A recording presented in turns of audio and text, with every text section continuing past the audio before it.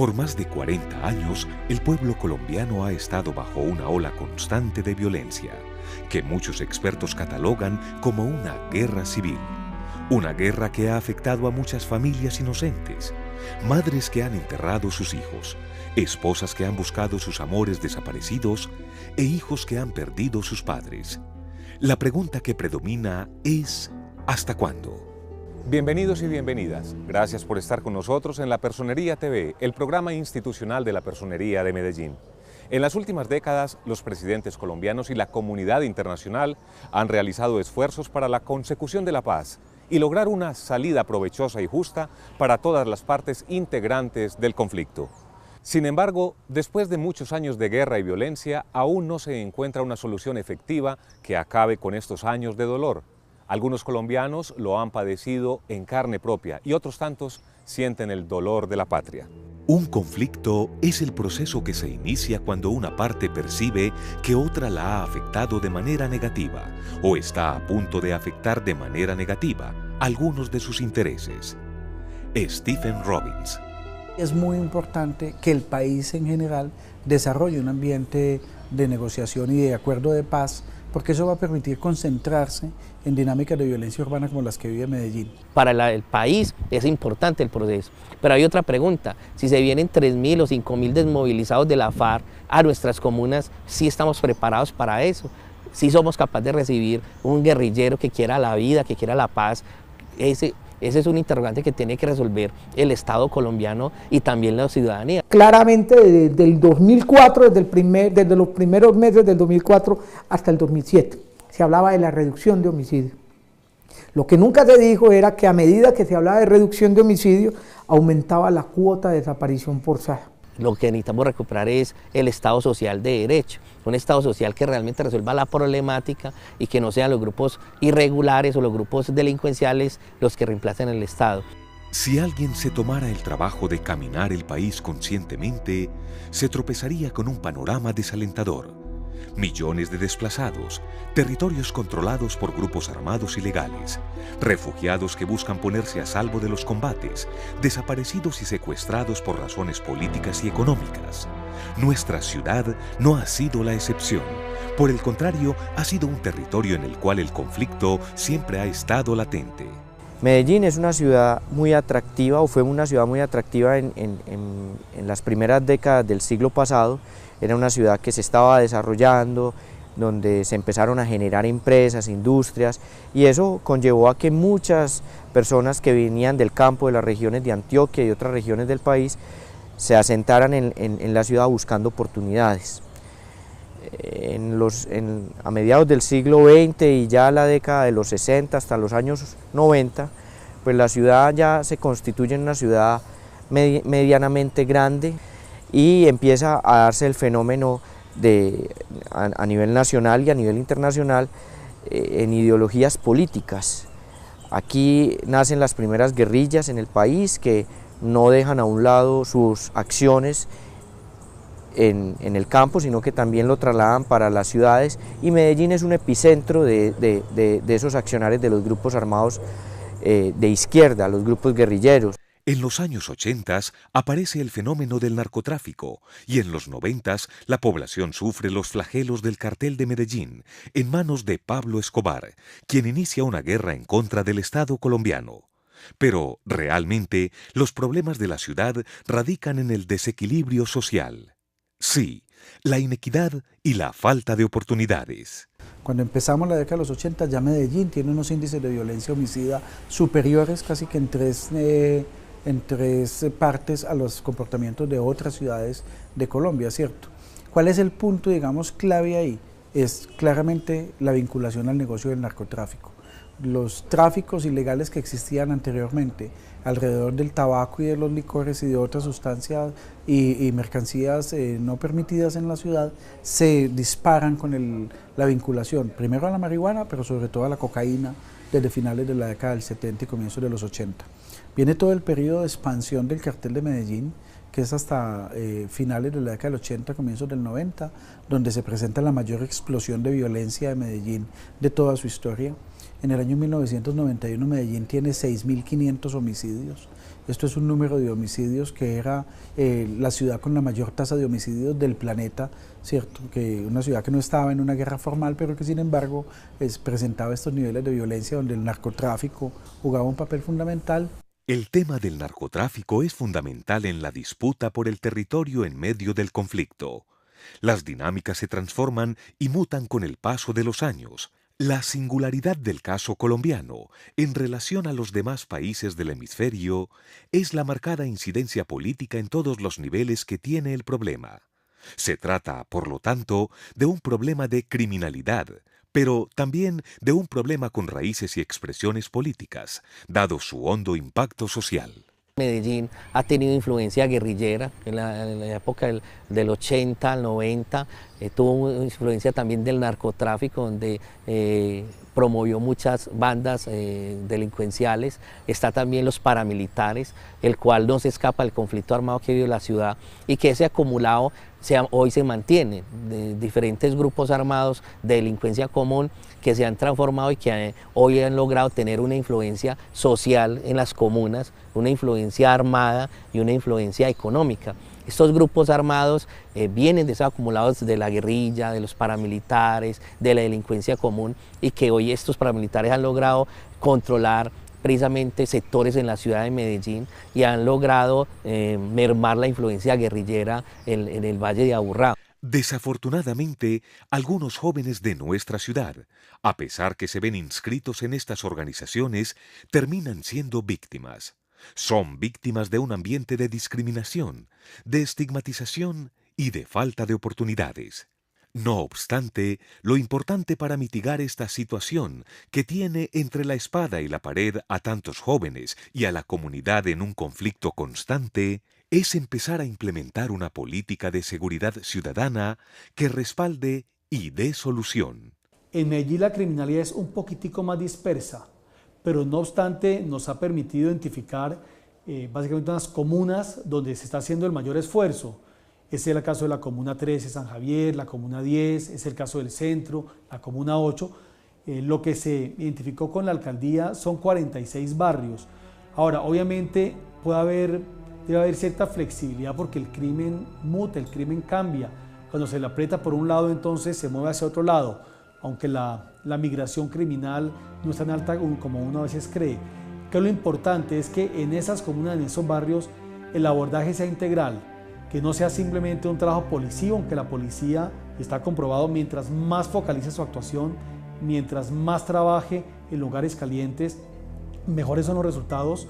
El hombre no será sabio hasta que resuelva toda clase de conflicto con las armas de la mente y no con las físicas. Werner Braun. No queda duda alguna que el papel del Estado es fundamental en la erradicación de la problemática.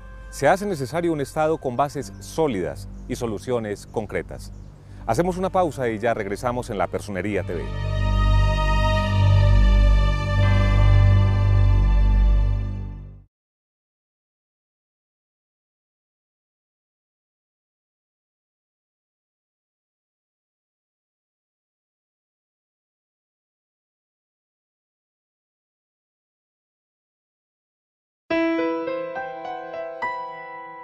Muchos son los esfuerzos de la policía y los entes gubernamentales por dar una solución a esta problemática, pero es una situación en la que se mueven conveniencias y beneficios, y en algunos casos la legalidad cruza la línea de la ilegalidad. La relación entre el Estado y los grupos armados ilegales es una relación, digamos, contradictoria, ¿cierto? Por un lado, digamos, hay una estrategia de lucha contra los grupos armados desarrollada por sectores de la fuerza pública y de la administración de justicia, pero por el otro lado existen claras relaciones de connivencia y de complicidad entre estas organizaciones y la institucionalidad.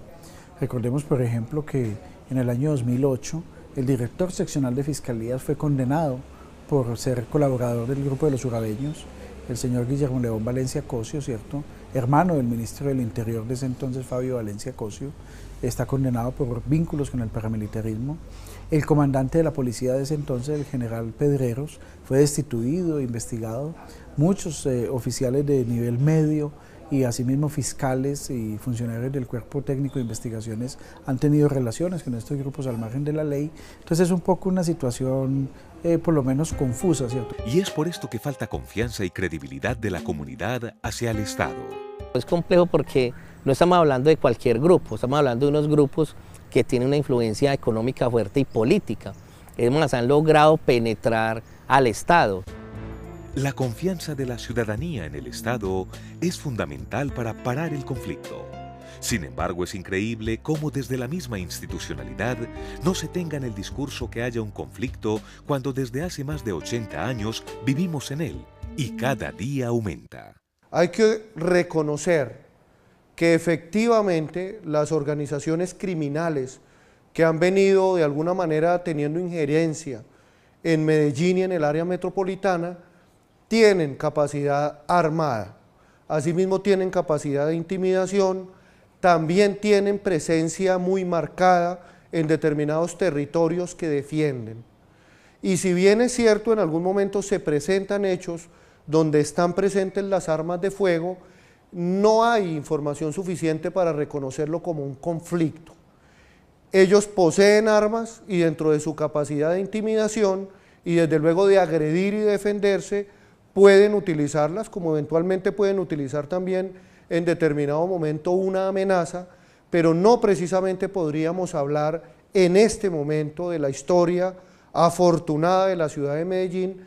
No tenemos elementos de juicio para hablar de un conflicto y mucho menos de un conflicto entre organizaciones delincuenciales. Una de las estrategias es la construcción de un acuerdo para romper con la ilegalidad. Medellín no puede seguir siendo que nosotros, para garantizar mínimos de seguridad, que no es la seguridad, tengamos que pactar con los criminales. Tengamos que ir pactando, tampoco he dicho, vamos a bombardear comunas o acabar con ellos, no lo estoy diciendo, tiene que haber una mano realmente que desmantele estructuras, no que los mantenga como hoy. Captura y decomiso, que eso no soluciona nada. Creo que hay una propuesta que tiene el presidente Santos y es construir el Ministerio de la Seguridad Urbana, el Ministerio de la Seguridad Ciudadana. Ojalá lo construyan, el Ministerio de la Seguridad, porque así le van a quitar el poder al generalato de la policía, porque así van a entregarle la posibilidad de civiles a tener una posibilidad de construir una policía realmente para las necesidades del país. Los diálogos de paz en La Habana han tenido sus defensores y opositores. Lo cierto es que ya llevamos muchos años tratando de combatir el conflicto por medio de las armas, y esto solo ha traído más conflicto. Tal vez es hora de que le demos una oportunidad al diálogo. Hacemos nuestra segunda pausa y ya regresamos.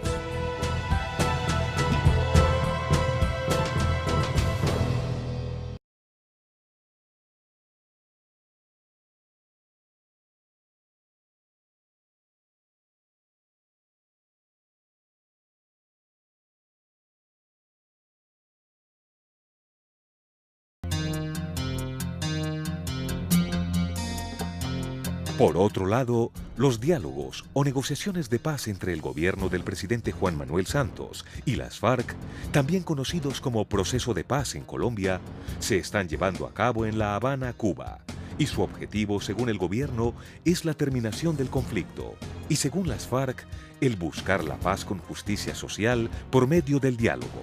La pregunta es, ¿qué impacto tendrá en la ciudad de Medellín? Ahí, frente al tema de la negociación que actualmente se adelanta entre el gobierno colombiano y las FARC en La Habana, hay un asunto que es importante como tratar de valorar, y es que si bien es cierto una buena parte de las dinámicas de violencia de la ciudad no tiene nada que ver con ese conflicto político armado, sí es muy importante que el país en general desarrolle un ambiente de negociación y de acuerdo de paz, porque eso va a permitir concentrarse en dinámicas de violencia urbana como las que vive Medellín. El escenario hoy se puede transformar. Existe una opción de diálogo. Este es un ejercicio importante en Colombia, pero fundamental para los ciudadanos. Necesitamos creer que es posible darle fin a esta guerra absurda por el poder. Es importante oír lo que está viviendo Colombia, y Colombia está viviendo un escenario de diálogo en La Habana con la FARC. Esperamos que se sume en este proceso el ELN, el cual es muy importante porque llevamos más de 50 años en guerra. en guerra, no solamente con los actores insurgentes, sino también con los sectores paramilitares, ¿cierto? Y tercero, estaría también el narcotráfico o los grupos de delincuencia, los cuales pues son actores que hay en el escenario colombiano y que esto ha llevado guerra, ha llevado muerte, desaparición, tortura y que ha dejado más de 30.000 víctimas del conflicto armado en Colombia. En los últimos años, y con la fiel convicción de que el proceso de paz es posible, las diferentes administraciones han llevado a cabo estrategias que aportan a esta búsqueda implacable, logrando reducir cifras de criminalidad. Hemos visto cómo Medellín ha ido mejorando. Es que en Medellín tuvimos tasas de 400 homicidios por 100.000 habitantes. Hoy ya estamos en 39 homicidios por 100.000 habitantes. Y de continuar con la tendencia a la baja, en el 2014 podríamos de pronto llegar a una tasa menor a 30 homicidios por 100.000 habitantes, que sería extraordinario para Medellín. Pero presenta desafíos permanentes. Por otro lado, se han conformado diferentes grupos que buscan aportar soluciones al conflicto. Hombres y mujeres que han vivido en carne propia este flagelo que ha desangrado al país durante años. La Mesa de Derechos Humanos del Valle de Aburrá es un proceso ciudadano, es un proceso que no depende del Estado, que se mueve entre líneas. Una es la visibilización del conflicto, que muestra los problemas que tiene la ciudad, que denuncia y rechaza los actos violentos por parte de los grupos armados y por parte del Estado, que busca que los derechos humanos realmente lleguen a la ciudadanía del común, que el lenguaje de los derechos humanos no sea solamente de la academia, sino que la comunidad los conozca, los respete y los haga defender. Según la revista Semana, Antioquia es el primer departamento con más víctimas, con un número de 1,2 millones. La paz no puede ser un asunto de agenda, es necesaria, sobre todo porque es importante insistir en que no puede haber una paz real sin respeto a los derechos humanos. En el escenario nacional, pues todos esperamos la paz, todos anhelamos la paz, pero una paz sólida. Ya tuvimos una experiencia con los grupos paramilitares, se inició un proceso de desmovilización, las cabezas de esas organizaciones se entregaron, algunos fueron extraditados, otros hoy están cumpliendo las penas establecidas en la ley, pero desafortunadamente el proceso se desmoronó cuando muchas de estas personas no fueron transparentes, no le cumplieron a lo que se pretendió, que era justicia, reparación y verdad. Todos los colombianos soñamos con un país libre de represiones, conflictos y guerra. El ser humano es maquiavélico por naturaleza, pero hace falta canalizar las ideologías revolucionarias en pro del beneficio común y no en busca de un bienestar particular. Necesitamos un cambio de ideologías y, aunque suene un tanto lógico, necesitamos nuevos líderes que le apunten a un país que se desarrolle en medio de la paz. ¿Será esto posible?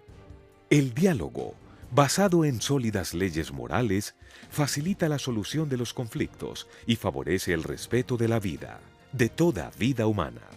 Por ello, el recurso a las armas para dirimir las controversias representa siempre una derrota de la razón y de la humanidad. Juan Pablo II. En la Personería de Medellín, primero el ser humano. A continuación, veamos el trabajo de capacitaciones y conferencias que realiza la Personería por y para las instituciones educativas, esta vez tratando un tema bien controversial, el ciberbullying. ¿Qué es el ciberbullying? El ciberbullying es el uso de los medios como Internet, telefonía móvil y videojuegos online principalmente, para ejercer el acoso psicológico entre iguales. El ciberbullying es la intimidación a través de las redes sociales, mensajes de texto, Facebook, Twitter, todas las tecnologías que tenemos ahora a las cuales los jóvenes tienen acceso. Esa intimidación se hace de manera repetida hacia una persona o hacia un grupo de personas y le da la posibilidad al agresor de ser invisible, entre comillas, porque puede hostigar y puede intimidar a través de ese medio donde nadie lo está viendo, es decir, no lo hace de frente hacia la persona que es agredida. La Personería de Medellín, con el compromiso de entregar a la comunidad espacios de educación y formación, realizó el primer foro de ciberbullying, el cual tiene como objetivo sensibilizar a la comunidad acerca de esta problemática que está comenzando a manifestarse en las instituciones educativas de la ciudad y en el entorno escolar en general. Para la Personería de Medellín, como el organismo encargado de la guardia y protección de los derechos humanos, es importantísimo la capacitación de los ciudadanos. En este momento el ciberbullying es un tema de trascendental importancia porque, como les decía, bienvenidos los medios de comunicación, bienvenida la tecnología, pero también bienvenido el buen uso de ellos. Nosotros estamos viendo cómo todos los días crece este tema dentro de la ciudad y por eso hoy tenemos a la comunidad educativa en general formándola en este tema que nos trae con gran preocupación como guardadores de los derechos de los niños, de las niñas y de los adolescentes. El foro contó con la participación de docentes, estudiantes, directivos y público en general afectado o interesado en el tema. En el foro están invitados varios ponentes, entre ellos Natalia Cárdenas, psicóloga de la Universidad del CES.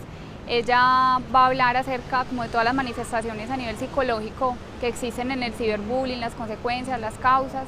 También tenemos otro ponente del Ministerio de las TICs que va a sensibilizar al público acerca de la tecnología, de las redes.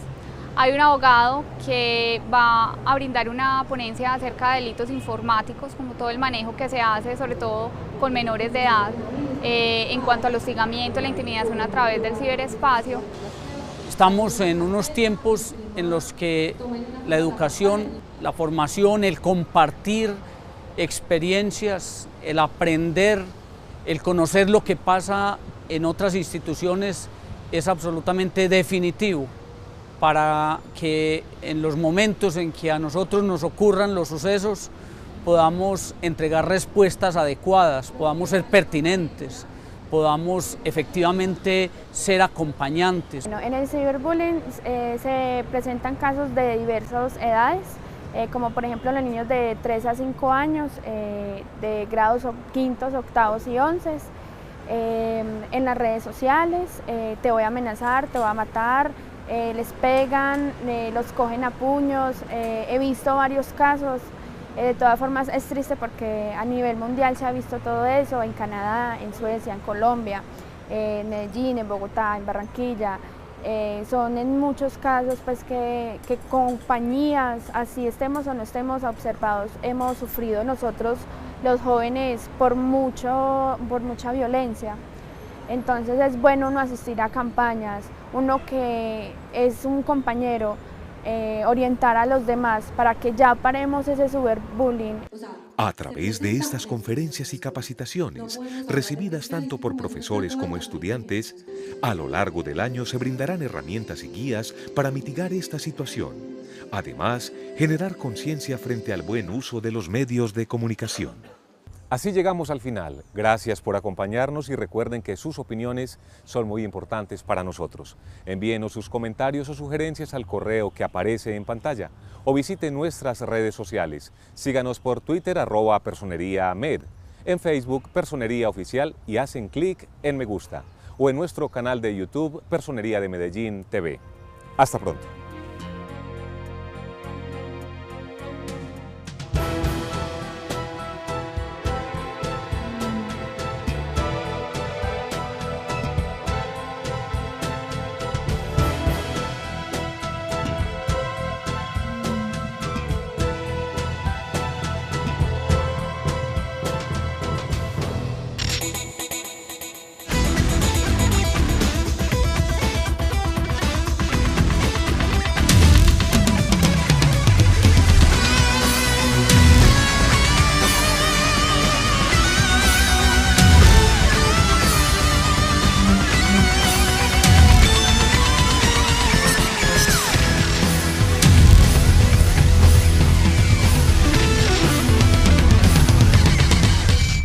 Siglo XX y ya la década de los 60 hasta los años 90, pues la ciudad ya se constituye en una ciudad medianamente grande y empieza a darse el fenómeno a nivel nacional y a nivel internacional en ideologías políticas.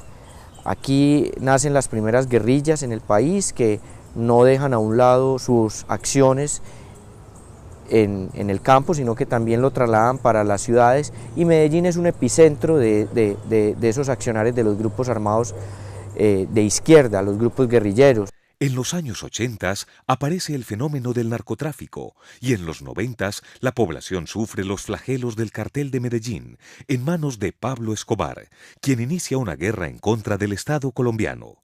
Pero, realmente, los problemas de la ciudad radican en el desequilibrio social. Sí, hijos e hijos que han perdido sus padres. La pregunta que predomina es ¿hasta cuándo? Bienvenidos y bienvenidas. Gracias por estar con nosotros en La Personería TV, el programa institucional de la Personería de Medellín. En las últimas décadas, los presidentes colombianos y la comunidad internacional han realizado esfuerzos para la consecución de la paz y lograr una salida provechosa y justa para todas las partes integrantes del conflicto. Sin embargo, después de muchos años de guerra y violencia, aún no se encuentra una solución efectiva que acabe con estos años de dolor. Algunos colombianos lo han padecido en carne propia y otros tantos sienten el dolor de la patria. Un conflicto es el proceso que se inicia cuando una parte percibe que otra la ha afectado de manera negativa o está a punto de afectar de manera negativa algunos de sus intereses. Stephen Robbins. Los que reemplacen el Estado. Si alguien se tomara el trabajo de caminar el país conscientemente, se tropezaría con un panorama desalentador. Millones de desplazados, territorios controlados por grupos armados ilegales, refugiados que buscan ponerse a salvo de los combates, desaparecidos y secuestrados por razones políticas y económicas. Nuestra ciudad no ha sido la excepción. Por el contrario, ha sido un territorio en el cual el conflicto siempre ha estado latente. Medellín es una ciudad muy atractiva, o fue una ciudad muy atractiva en las primeras décadas del siglo pasado. Era una ciudad que se estaba desarrollando, donde se empezaron a generar empresas, industrias, y eso conllevó a que muchas personas que venían del campo, de las regiones de Antioquia y otras regiones del país, se asentaran en la ciudad buscando oportunidades. A mediados del siglo... Es muy importante que el país en general desarrolle un ambiente de negociación y de acuerdo de paz, porque eso va a permitir concentrarse en dinámicas de violencia urbana como las que vive Medellín. Para el país es importante el proceso, pero hay otra pregunta: si se vienen 3.000 o 5.000 desmovilizados de la FARC a nuestras comunas, ¿sí estamos preparados para eso? ¿Sí somos capaces de recibir un guerrillero que quiera la vida, que quiera la paz? Ese es un interrogante que tiene que resolver el Estado colombiano y también la ciudadanía. Claramente desde el 2004, desde los primeros meses del 2004 hasta el 2007, se hablaba de la reducción de homicidios.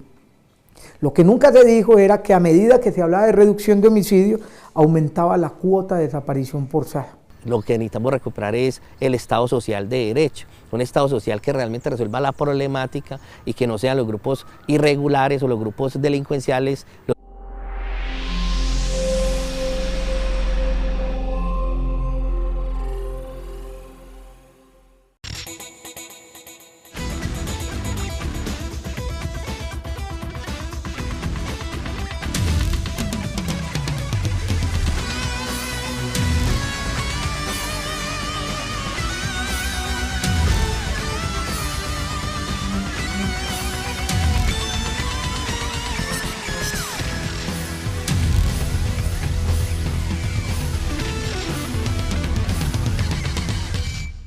Por más de 40 años, el pueblo colombiano ha estado bajo una ola constante de violencia, que muchos expertos catalogan como una guerra civil.